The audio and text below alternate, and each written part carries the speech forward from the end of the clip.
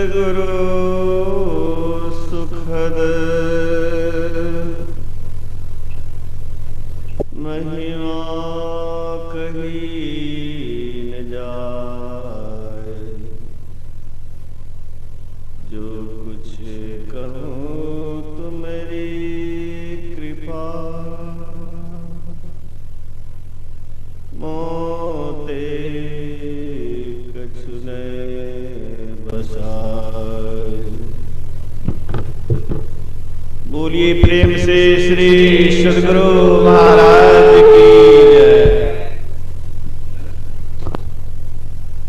पूज्य गुरुजन, सत्संग अनुरागी सज्जन वृंद,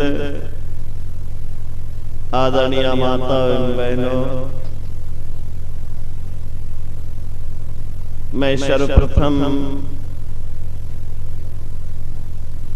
101 वर्ष 1 महीना 11 दिन की जिंदगी जीने वाले सप्त जटा लेकर अवतरित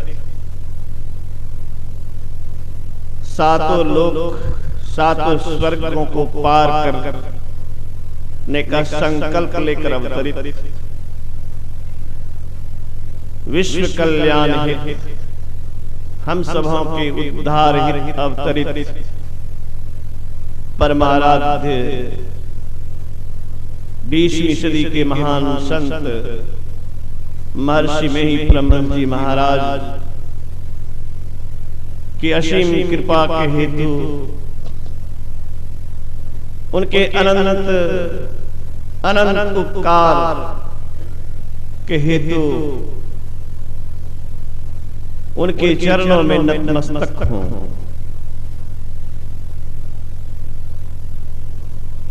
कैसा सुअवसर है, सौभाग्य है इस घर का, लाल बाबू का। जालंधर से लगता है इनके लिए ही गुरु महाराज ने सुरेश बाबू को और उनके वीडियो ऑडियो कैमरा टीम को भेजा था। मैं उनका स्वागत करता हूं मधेपुरा की धरती पर और मैं उनको बधाई देता हूं कि आप बहुत पवित्र और श्रेष्ठ काम कर रहे हैं। वह है परमाराध्य की सेवा। और इसी क्रम में मधेपुरा आकर हम लोगों को आपने उपकृत किया है। आपने बातचीत के क्रम में बताया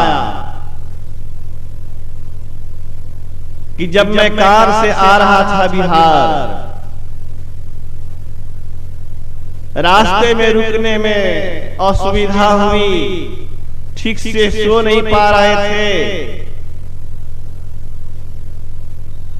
तो सोचा कि यात्रा ही की जाए। मच्छरों से कटवाना, असुविधाजनक स्थिति में रहना, नींद भी न आना, अच्छा है चलना। चल पड़े और रास्ते में पीछे वाले तो सो ही गए, बगल में धर्मपत्नी भी सो गई। और हम लोग बराबर सुनते हैं कि ड्राइवर के बगल वाले को नहीं सोना चाहिए। सो दुर्भाग्य हुआ कि धर्मपत्नी सो गई। परिणाम क्या हुआ? ब्रह्म मेला है, इन्हें भी आलस से आ गया और इन्हें समा गए और गाड़ी चल रही है गाड़ी। एकाएक कंधे पर हाथ देकर के हिलाते हुए 2 बार इनको जगाते हैं, आगे देखो, आगे देखो। ब्रेक मारते हैं, गाड़ी का चक्का जल गया है। वो अभी नमूना के तौर पर रखे हुए हैं और अगली गाड़ी जो गाड़ियों की कतार है, ट्रेन पास करने वाली है, वहां 2-4 इंच पहले गाड़ी रुक जाती है और भयंकर दुर्घटना से बच जाते हैं। ये जब वर्णन कर रहे थे तो मुझे डॉक्टर महेश्वर सिंह कटिहार कॉलेज के प्रोफेसर के वक्तव्य मुझे याद आते थे कि आराध्य देव कितने भक्तों के ऊपर कितनी कृपा किए हैं, चमत्कार पूर्ण, उनको वर्णन नहीं किया जा सकता। बिंदेश्वरी जी, मैं अपने जीवन का एक चमत्कार पूर्ण बयान करता हूं तो सुनने वाले 10 बयान करने लगते हैं। इससे पता लगता है कि उन्होंने कितने का कितना कल्याण किया है। बूंद जब समुद्र में मिलता है तो वह समुद्र हो जाता है। यह जीव जब पीव में मिलता है तो अनंत हो जाते हैं। अनंत में मिलकर यह जीव अनंत, हरि अनंत, हरि कथा अनंता, उसी अनंता की शरण में है। और उसी अनंत के शरण में आप हम सब जो बैठे हैं बड़े सौभाग्यशाली हैं। आवश्यकता यह है, सुन करके जान करके रहने में कोई लाभ नहीं।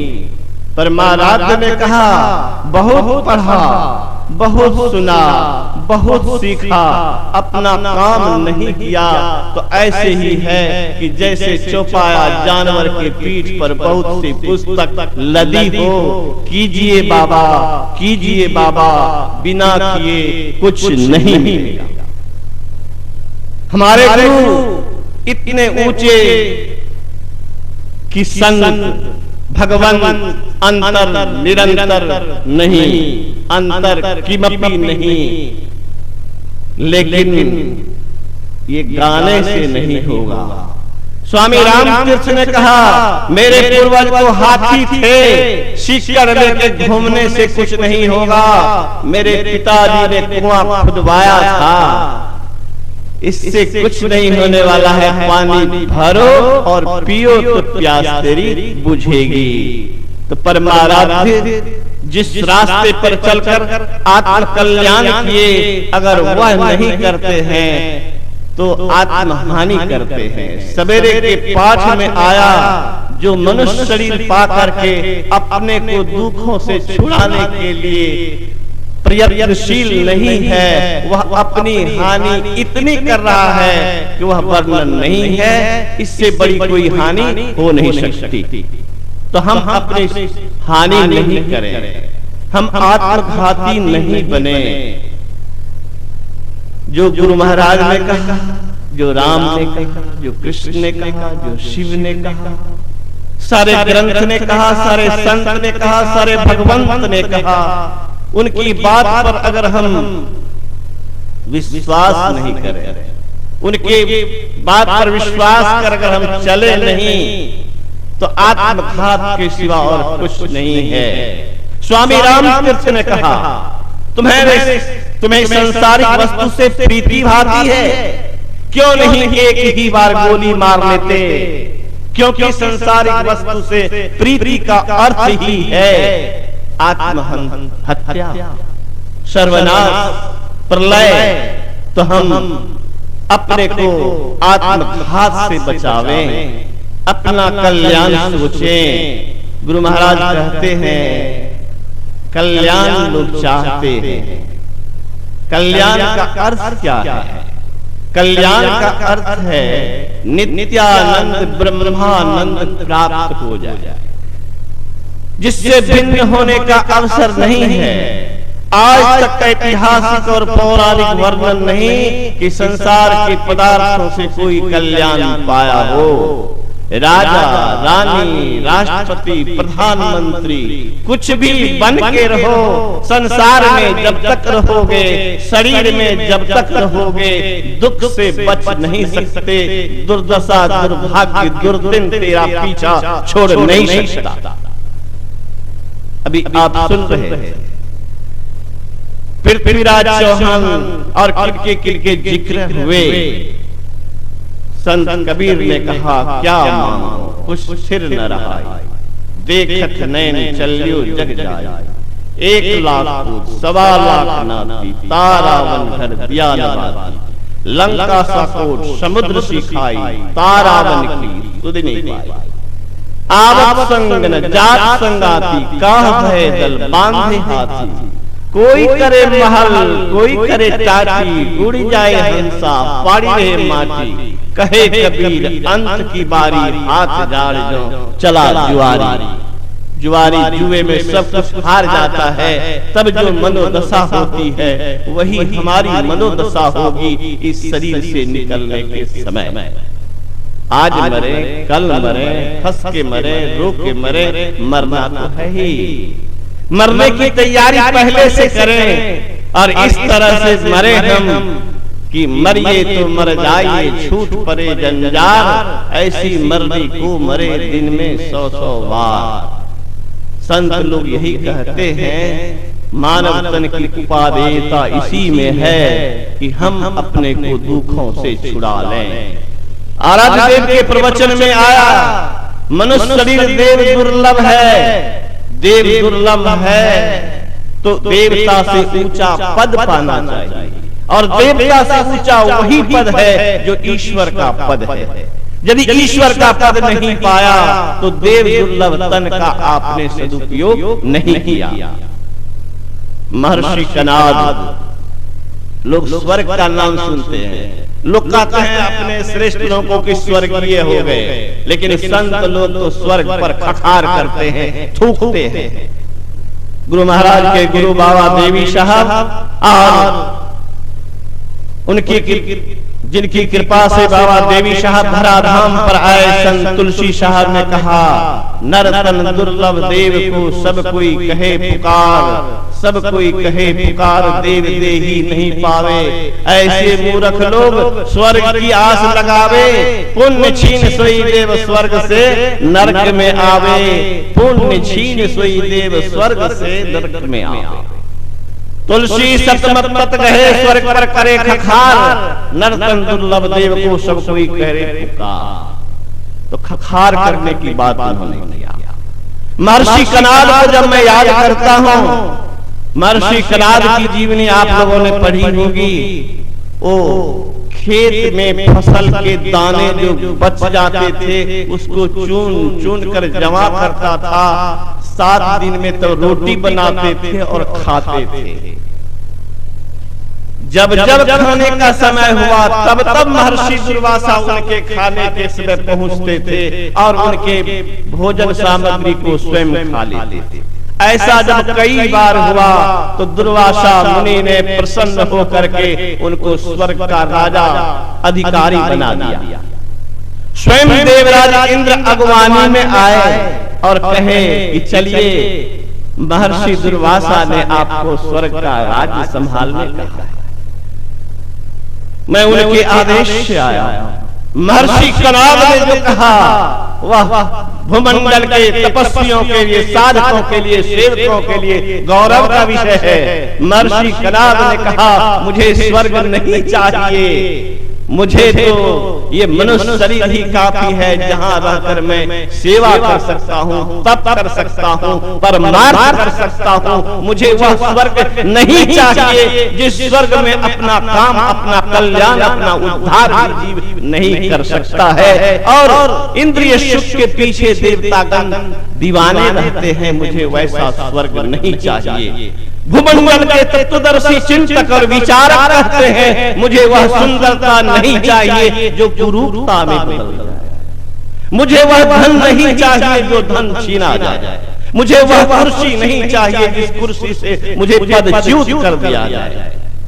मुझे वह संसारिक ऐश्वर्य, उपलब्धि, प्रशस्ति, पद, पैसा कुछ नहीं चाहिए जो मुझसे छिना जाए और अंत में मुझे दुख भोगना पड़े। तत्वदर्शी कहते हैं, मैं मनुष्य शरीर का उपयोग करके स्वयं अपने को दुर्लभ पद, ईश्वर पद पाना चाहता हूँ। मेरे जीवन का लक्ष्य यही है। स्वामी विवेकानंद भारतीय संस्कृति के महान सपूत, अहिंसा परमो धर्म, वसुधैव कुटुंबकम, मातृवत् परदारेषु परब्रह्मेषु लोष्टवत्, वसुधैव कुटुंबकम, सत्यमेव जयते नानृतम्। अहिंसा परमो धर्मः जैसी उदार और उदात्त घोषणाओं से परिपूर्ण भारतीय संस्कृति, उसके महान गाता उद्घोषक वेदांत के श्री स्वामी विवेकानंद ने कहा, मनुष्य और पशु में एक ही अंतर है कि मनुष्य अपने इंद्रियों को नियंत्रित करके संयमित करके ब्रह्म बन सकता है, यह काम पशु नहीं कर सकता है। पशु नहीं कर सकता है, हम भी नहीं कर सके, तो किस स्थिति में अपने को हम पशु से बेहतर कर सकते हैं। ज्ञान छाटना, प्रवचन धारना, यह कोई कल्याण की बात नहीं। संसार के लोग आपको पूजने लग गए, संसार की सबसे ऊंची कुर्सी पर बैठा दिया जाए, क्या भय मिटने वाला है? क्या मृत्यु का भय? क्या बुढ़ापे का भय? क्या दुर्घटना का भय? क्या अनहोनी का भय छूटने वाला है? ये तो तब छूटने वाला है जब स्वरूप में आप अपने झंडा को गाड़ेंगे। स्वरूप हम अजर हैं, हम अमर हैं, हम अविनाशी हैं, हम परम तत्व हैं, हम परमात्मा हैं। यही स्वरूप मेरा। हम देह हैं, हम मरने वाले हैं, हम सड़ने वाले हैं, ऐसा नहीं। हम इस मूर्ख देह को चलाने वाले। मैं इस शरीर से निकल जाऊं तो इस मुंह की क्या ताकत है जो बोल जाए, ये आंख की क्या ताकत जो देख सके, इस मुर्दा शरीर को जिंदा किए हुए मैं हूं, यही वेदांत है। और इस वेदांत को अमल में लाने की जरूरत है। हम सत्य हैं, हम अपरिवर्तनशील हैं, हम अविनाशी हैं। अफसोस कि हम मरने से डर रहे हैं, अफसोस हम सुख स्वरूप हैं, लेकिन संसारिक वस्तु के पीछे दीवाने होकर असत वस्तु, भ्रमदायक वस्तु, छलावा, उसके पीछे दौड़ करके अपने को तृप्त करना चाहते हैं, अपने को ज्ञानी और प्रबुद्ध कहते हैं। विचारिए, संसार में दो ही वस्तु है, एक असत और दूसरा सत। असत जहां है वहां अज्ञान है, वहां परिवर्तन है, वहां नाश है, वहां विनाश है, वहां प्रलय है। जहां असत है वहां अंधकार है, वहां मृत्यु है, वहां अज्ञानता है। क्या चाहते हैं? मृत्यु चाहते हैं, अज्ञानता चाहते हैं, भ्रम की स्थिति चाहते हैं, विनाश चाहते हैं, परिवर्तन चाहते हैं, दुख चाहते हैं। प्रकृति का विधान है परिवर्तन, प्रकृति का विधान है अकल्याण, नित्य सुख, शाश्वत सुख, स्थायी सुख वही दे सकता है जो स्वयं नित्य हो, सत्य हो, शाश्वत। नित्य सत्य शाश्वत परमात्मा है, इसके सिवा और कुछ नहीं है। शरीर में सार प्राण है, संसार का सार परमात्मा है। हम परमात्मा अलग नहीं, परमात्मा के अभिन्न अंश हैं। हम अपने को जाने, अपने को पहचाने। अपने को पहचान लेने से ब्रह्म की पहचान होगी और सारे दुख विनष्ट हो जाएंगे। अभी आप सुन रहे थे, इस शरीर साधन का धाम, मोक्ष का द्वार है, भगवान राम कह रहे हैं। अफसोस क्रिश्चियन अगर बाइबल पर विश्वास करता है तो उस पर अक्षरशः विश्वास करता है।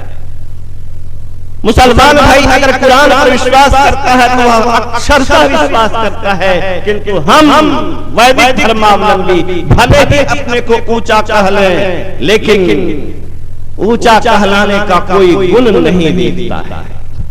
हमारे धर्म की आलोचना हो, हमारे धर्माचार्य की आलोचना हो, हमारे धर्म फल की को भ्रष्ट किया गया, विध्वंस किया गया, स्वाभिमान कुचला गया, लेकिन फिर भी कान पर जूं नहीं रेंगता। स्वामी राम तीर्थ अमेरिका गए,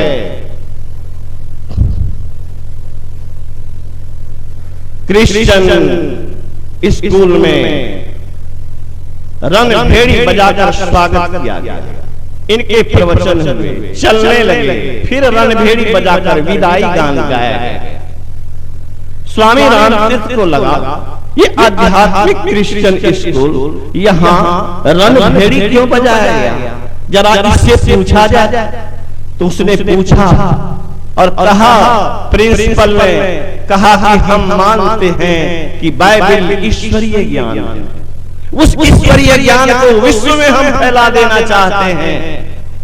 ये धर्माचार्य यहाँ से तैयार होंगे, असभ्य जंगली लोगों के बीच में जाएंगे और वे लोग इनका विरोध कर सकते हैं, वे लोग इनको जान की मारने की धमकी दे सकते हैं और मरने की भी स्थिति आ सकती है। ऐसी स्थिति में वीरता अगर इन धर्माचार्यों में न भरी जाए, मौत से डरता रहेगा तो ये बाइबल का क्या प्रचार करेगा, ईसा मसीह के धर्म ज्ञान का क्या प्रचार करेगा। इसलिए इसमें वीरता शुरू से ही भरी जाती है। स्वामी रामतीर्थ कहते हैं, आहा कितना ऊंचा ख्याल है। जब भी वह बाइबल को ईश्वरीय ज्ञान समझता है तो वह विश्व में फैलाने के लिए कटिबद्ध है, मौत का सामना करके भी। लेकिन हे भारतवासियों, तुमने अपने पूर्वजों के ऋषियों के ज्ञान को अपने भाइयों से भी छीन डाला और उसे अनाधिकारी घोषित कर दिया। बंधुओं, हम राम को अगर मानते हैं, कृष्ण को अगर मानते, शिव को अगर मानते, सर्वव्यापक प्रभु को मानते, तो हम झूठ नहीं बोलते, हम चोरी नहीं करते, हम व्यभिचार नहीं करते, हम गंदी निगाह से किसी को नहीं देखते, हमारी नीयत दुरुस्त नहीं होती। स्वामी रामतीर्थ को मैं पुनः कोट करता हूं। उन्होंने कहा, एक कलेक्टर के सामने किसी नीचे के पदाधिकारी की क्या हिम्मत है कि गड़बड़ आचरण करे, किसी महिला की ओर वह अपनी कुदृष्टि डाले उसके सामने में, क्या उसकी हिम्मत है कि कुछ बेअदबी से पेश आवे, उसका उल्लंघन करे, उसके आज्ञा का उल्लंघन करे? हर चीज नहीं। हम तो उस कलेक्टर, मुर्दे कलेक्टर से, जो मुर्दा होने वाला कलेक्टर है, उससे भी नीचे उस परमात्मा को दिखा, उस गुरु को देखा। रोज गाते हैं, मृगवारी सब ही प्रपंचन, विषय सब रूप है, निज सूरत को इनसे हटा प्रभु में लगाना चाहिए। कहते हैं मुंह से तोता जैसा राम राम कहता है, लेकिन समझता कुछ नहीं है। उसी तरह हम रोज कहते हैं, मृग तृष्णा के जल के समान, धोखे के जल के समान संसार के सुखों को मानो और उस प्रभु से प्रेम करो। लगता है कि जिह्वा से निकलने के लिए हम लोगों ने संकल्प ले लिया है, लेकिन अपने नस में, अपने हृदय में, अपने मन में, अपनी बुद्धि में इसको उतरने तक देना नहीं चाहते। स्वामी रामतीर्थ ने कहा, भारत की अगर दुर्दशा हुई है तो इसीलिए कि भारत ने सत्य को छोड़ा और धर्म को छोड़ा। सत्य को छोड़ा, नारायण को छोड़ा, लेकिन सत्यनारायण को बड़ी मजबूती से पकड़ लिया, सत्यनारायण कथा को पकड़ लिया, सत्यनारायण को नहीं पकड़ा। लीलावती कलावती के कथा को पकड़ लिया, लेकिन सत्य को छोड़ा, नारायण को छोड़ा।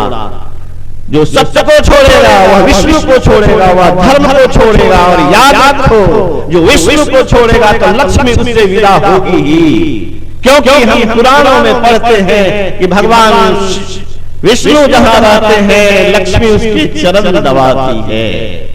जहां सत्य है वहां धर्म है, जहां धर्म है वहां विष्णु है, जहां विष्णु है वहां वैभव है, वहां लक्ष्मी है, वहां ऐश्वर्य। जहां सत्य नहीं वहां लक्ष्मी कैसे रहे? अमेरिका कैलिफोर्निया से मेरी बातचीत हुई, कहा अगर कह दिया कि कल 8 बजे तो 8 बजे आपका कागज तैयार है, जाइए, दोबारा जाने की जरूरत नहीं। घूस नाम की कोई चीज नहीं। जारे भारत कहने के लिए धर्म प्रधान भारत। हमारे पदाधिकारी, हमारे अधिकारी मंदिरों में जाकर के जरूर भगवान शंकर के चरणों में पानी चढ़ाते हैं, फूल चढ़ाते हैं, नमन करते हैं, लेकिन उनके सत्य को, उनके विचार को, उनके उपदेश को, जो हमारे शास्त्रों में निहित है, संरक्षित है, उसको देखना भी नहीं चाहते। कहलाते भगवान शंकर के भक्त, लेकिन मांस मछली दबा डब पेट में दे करके पेट को कब्रगाह बना दे। भगवान शंकर ने अनुशासन पर्व में कहा और शिशु बाबा बराबर दोहराते थे उस उपदेश को, जो मांस मछली के लिए लड़ाई रहता है वह कौवा गिद्ध की जोनी में जाता है। भगवान शंकर ने कहा, हे उमा, जो शराब पीता है वह निश्चय शुगर की योनि में जाता है। भगवान शंकर कहते हैं मांस छोड़ो, मछली छोड़ो, शराब छोड़ो। और भगवान शंकर ने तो स्वयं झूठ बोलने वाली अपनी धर्म पत्नी तक का परित्याग कर दिया। आप जानते हैं कहानी, नहीं जानते हैं तो 1 मिनट में मैं कहानी कहता हूँ। भगवान शंकर ने विरह वेदना से तड़पते हुए भगवान राम को नमन किया। सती कहती है आप किस राजकुमार को प्रणाम कर रहे हैं, ये तो पत्नी के वियोग में व्याकुल है। भगवान शिव कहते हैं अरे सती तू पहचानती नहीं, ये परब्रह्म है, भगवान है। तुम्हें विश्वास नहीं होता तो जाके परीक्षा ले। मां सीता का रूप धारण करके जा रही है सती। सती को देखते ही भगवान राम कहते हैं मां सती आप अकेली घूम रही हैं, भगवान शिव कहाँ हैं? आंख बंद कर ली, मुझे तू पहचान गए। आंख बंद करती है लेकिन राम लक्ष्मण सीता को देख रही है। आंख खोलती है राम लक्ष्मण सीता, जिधर नजर घुमाती है उधर राम लक्ष्मण सीता भयभीत हो जाती है। डर करके जब आंख मूंदती है तो भगवान राम ने अपनी माया को समेट लिया, फिर वही राजकुमार दिखता है। सती जब आती है पति के पास तो झूठ बोलती है, कहती है पूछने पर कि मैं यूं ही प्रणाम करके आप ही की तरह चली आई। लेकिन भगवान शिव ने जब ध्यान में देखा कि सती ने शिव सीता का रूप धारण करके परीक्षा लिया है, उसी समय उन्होंने संकल्प लिया कि इस जीवन में तुम मेरी अर्धांगिनी नहीं रह सकती। पुष्प वृष्टि हुई, आकाशवाणी हुई कि हे शिव, हे देवों के देव महादेव, आप ही ऐसा संकल्प ले सकते हैं।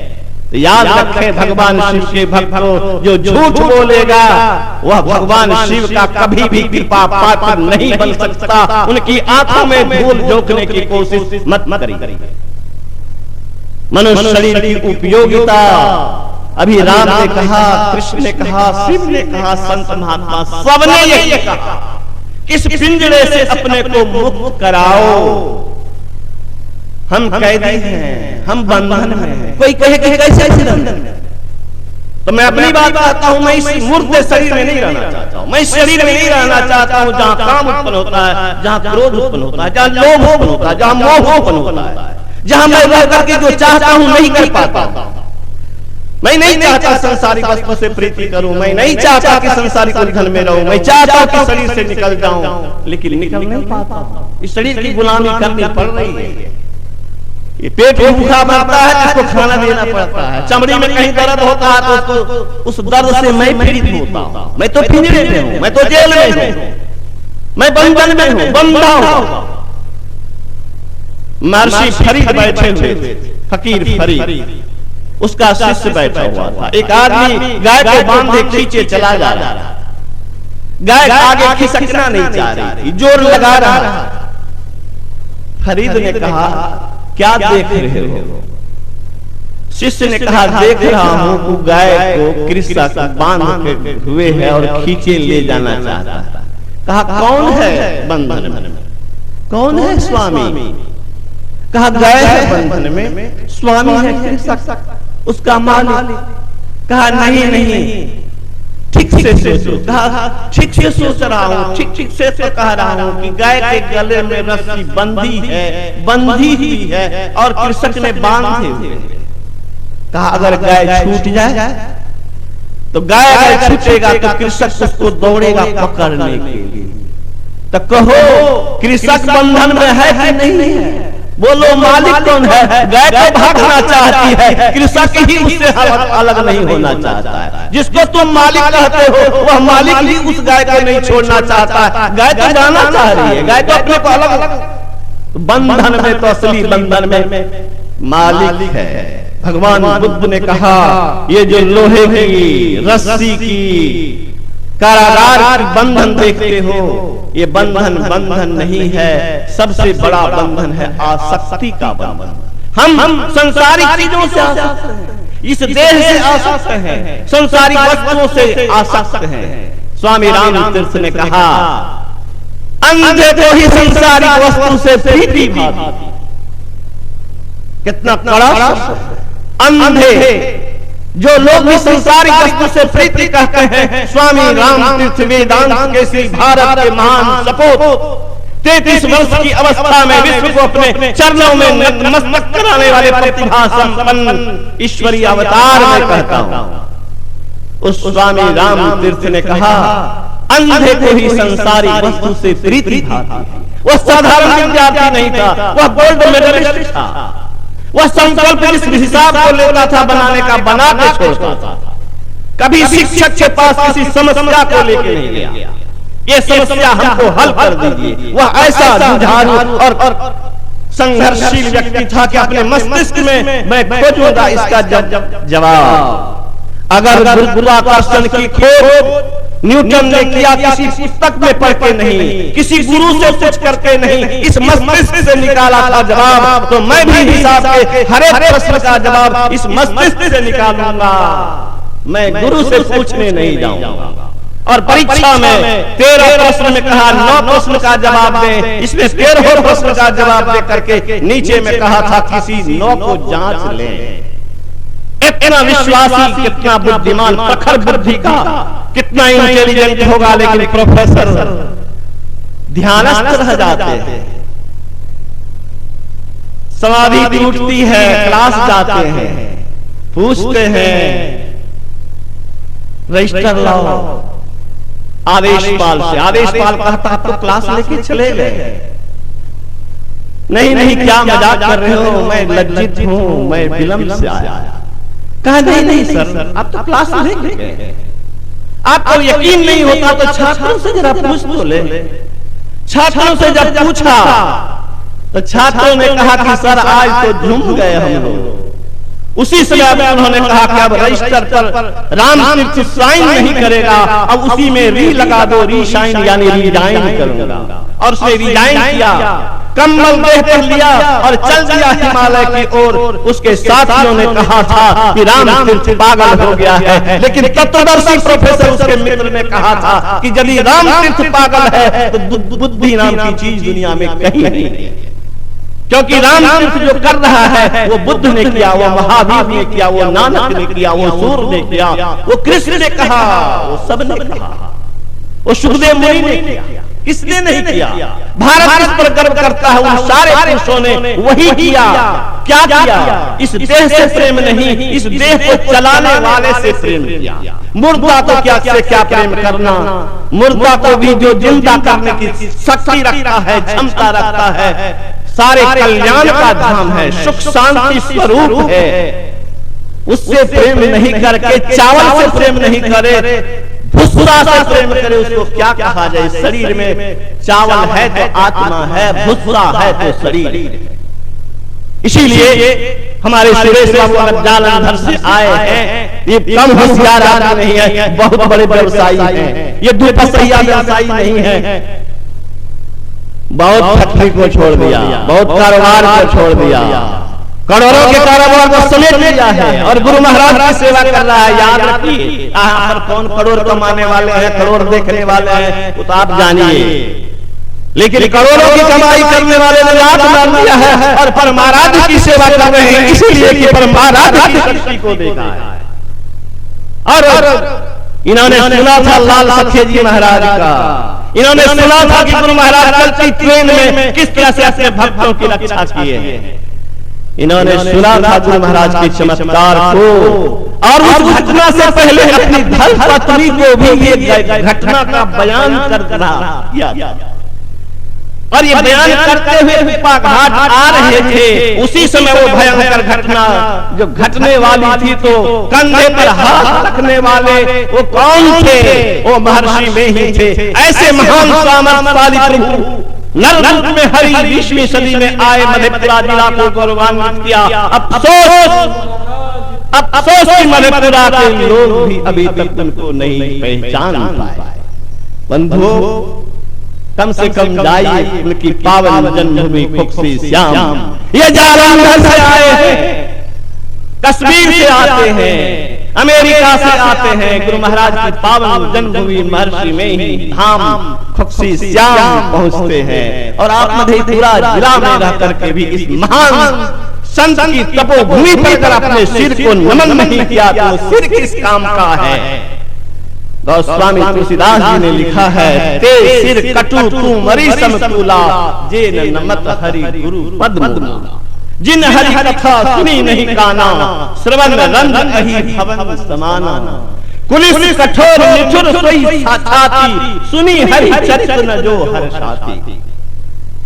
बोल रही तो कहने का तात्पर्य है उसी का जीवन धन्य है जो उस परम संता से जुड़ता है। संत से जुड़ना, परमात्मा से जुड़ना, आत्मा तत्व से जुड़ना, शब्द अलग है, भाव अलग नहीं है, वह एक ही एक परम तत्व है जिसमें परिवर्तन नहीं, जो सृष्टि का नियामक है। अब भी संकल्प लीजिए, जैसे चोरी करना अगर अपराध है, रत्नाकर को अगर यकीन हो गया इस कुकर्म से मेरी दुर्दशा होगी, तो हमें भी इस शरीर से प्रीति करने के कारण दुर्दशा झेलनी पड़ेगी। इसलिए हमें अगर बुद्धिमान है तो हमें संकल्प लेना चाहिए कि रेवन तेरी बात अब मैं नहीं मानूंगा, तू बहुत हमको भरमाया, तू बहुत बहुत रुलाया। युग युगान चौखानी में भ्रमी भ्रमी दुख भूरी, पाए पुनि अज हो नहीं रहूं इनते दूरी। इस जिज्ञासा से निकलने के लिए नहीं है, ये मन से निकलने की जरूरत है। इसको जीवन में उतरने की जरूरत है। मरने पर पीछे पीछे चलते हैं और कहते हैं राम राम सत्य है। अरे जिंदा में मान लीजिए कि राम सत्य है और सब असत्य है और धोखा है, भ्रम है, तो मरने की नौबत ही नहीं आएगी, इच्छा मृत्यु होगी। शाही स्वामी जी महाराज क्या इलाज दिल्ली में आए हुए हैं, जालंधर से बात कर लीजिए सुरेश बाबू से। वहां के क्या इनकी सेवा में कोई साधारण डॉक्टर रहे होंगे? आप कल्पना करिए, जिनके भक्त देश विदेश दिल्ली के उतने बड़े डॉक्टर ने क्या कहा, अचंभित हूं, भगवान का नाम सुनता हूं, भगवान को मैंने देखा तो संत शाही स्वामी जी के रूप में देखा। गुर्दे की स्थिति देख करके वे आश्चर्य में थे कि उस शरीर में है तो कैसे है। स्वामी योगानंद बाबा से मैंने पूछा, बात उसने बताया कि मैंने बाबा से कहा, हुजूर डॉक्टर एना ना कहे से आपने बेड रेस्ट लियो, आपने काम बोलियो। पूज्यपाद बाबा ने क्या कहा, वह हमार मालिक है। डॉक्टर का स्वयं आश्चर्य है कि ऐसा गुणगान करके कैसे हैं। वर्षों पूर्व की बात है, आज की बात मैं नहीं कह रहा। बंधु, उस संत में ही से जुड़ जाइए आप। लोहा जब चुंबक से सटता है तो क्या लोहा लोहा रहता है? देखते नहीं है क्या?